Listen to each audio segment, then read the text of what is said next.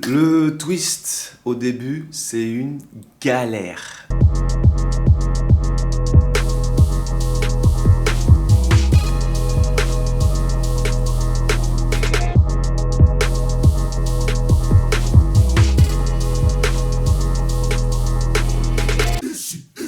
Vraiment, c'est une vraie galère. Et c'est très simple à comprendre parce qu'en fait, les cheveux sont trop courts.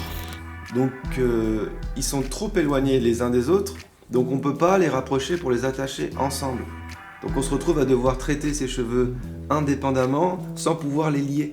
Donc, c'est pour ça qu'à ce moment-là, on utilise des pinces, on utilise des machins, on utilise des bidules, on utilise des trucs et qu'on ressemble pas à grand-chose dans le début parce qu'il faut maintenir ce cheveu.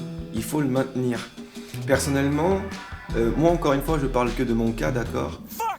Toutes les fois où j'ai retwisté, j'ai jamais gardé le retwist plus de 24 heures. J'ai jamais gardé un retwist 24 heures. Tout simplement parce que de mon point de vue, je fais souffrir mes cheveux, d'accord. Je suis déjà dans une étape où j'accepte de me dire que je fais souffrir mes cheveux pour leur donner une forme voulue. Mais prolonger cette étape-là, dans mon raisonnement, ça n'a pas vraiment de sens. Wow. Et en fin de compte, vous pouvez le voir, que je le prolonge ou pas, que je garde des dreads pendant plusieurs mois, comme plein de gens font, comme plein de gens font d'ailleurs. Mes dreadlocks sont quand même nickel. Ils sont quand même nickel. J'ai eu pas mal de remarques là-dessus sur la longueur de mes braids ou de mon retwist que je garde. J'ai jamais gardé plus de 24 heures.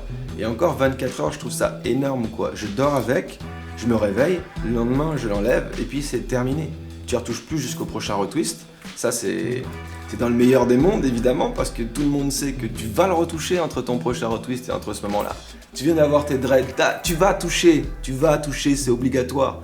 Et je te dis juste que dans le meilleur des cas, leur accorder un break entre chaque retwist et leur foutre la paix, il n'y aura pas mieux pour tes cheveux. Il y aura vraiment, vraiment pas mieux pour tes cheveux. C'est là qu'ils vont se développer correctement, c'est là qu'ils vont le plus pousser, c'est là qu'ils vont devenir épais, c'est là que.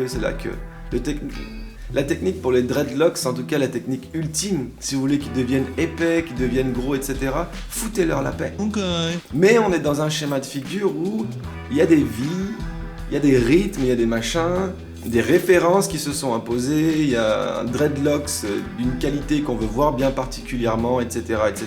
Donc faut jongler. Faut jongler avec tout ça. Pour le retwist, il y en a qui font le déplacement au salon de coiffure juste pour se faire retwist tranquillement. Parce que, je sais pas si vous avez déjà essayé, mais tenir ses bras au-dessus de sa tête pendant plusieurs minutes, à toucher ses cheveux, notamment à... Bah là, c'est une torsion qu'on fait, on les tourne quoi. Donc avec les doigts, en 5-10 minutes, normalement, vous avez plus de bras. Je vous jure que vous avez plus de bras. Il faut l'avoir essayé pour le faire et s'en rendre compte de l'angle qu'il faut prendre sur sa tête. Ça te détruit ton bras, ok? Donc il y a des gens au tout début, ils vont en salon. Et je comprends. Je vous avoue, moi je comprends très bien ça. Quand cette étape-là elle est arrivée, pour moi en fait, je me suis posé des questions. Je me suis demandé si cette étape-là, elle avait besoin de dépendre de quelqu'un ou si je pouvais comprendre moi-même comment faire, etc. Et c'est là que j'ai fait intervenir ma copine. Ça aussi, c'est... si vous pouvez trouver quelqu'un qui aime vos cheveux autant que vous, et qui est prêt à s'en occuper, franchement, vous avez de la chance. La vérité, vous avez de la chance. Trouvez la femme, la personne qui va s'occuper de vos cheveux, et punaise, ça facilite la vie. Vraiment, ça facilite la vie. Quand la femme... s'occupe du cheveu de l'homme, et ben ça donne quelque chose de très beau je trouve. Je rentre encore un tout petit peu plus dans le détail. Déjà je vous montrerai le produit que j'ai utilisé pour retwist pendant tout ce temps-là, ici. Et je voulais aussi vous montrer plus particulièrement le mouvement, tout simplement. C'est vraiment pas... Il n'y a rien de compliqué. C'est juste de la torsion, d'accord? Attendez, je cherche la grosse là. Parce que c'est celle qui se voit mieux, mais je la trouve jamais. Oh,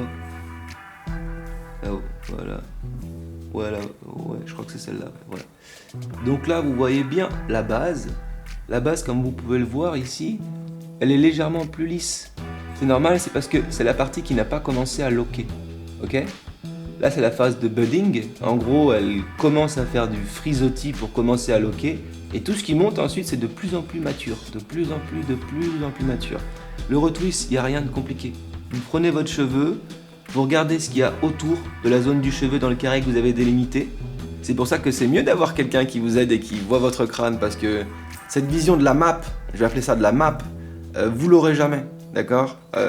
Je sais qu'il y a des systèmes de miroirs qui permettent d'eux, etc. Mais je vous avoue que quelqu'un qui a la vision sur votre crâne, c'est 100 fois mieux. Donc le twist, quand vous twistez, le gel, il est mis uniquement à la racine, ok?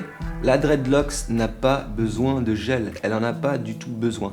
Tout ce que ça va causer, c'est que ça va rajouter du résidu dans ce qui a déjà loqué et qui est passé avec du gel. Alors que vous devriez être content de plus avoir à mettre de gel là-dessus.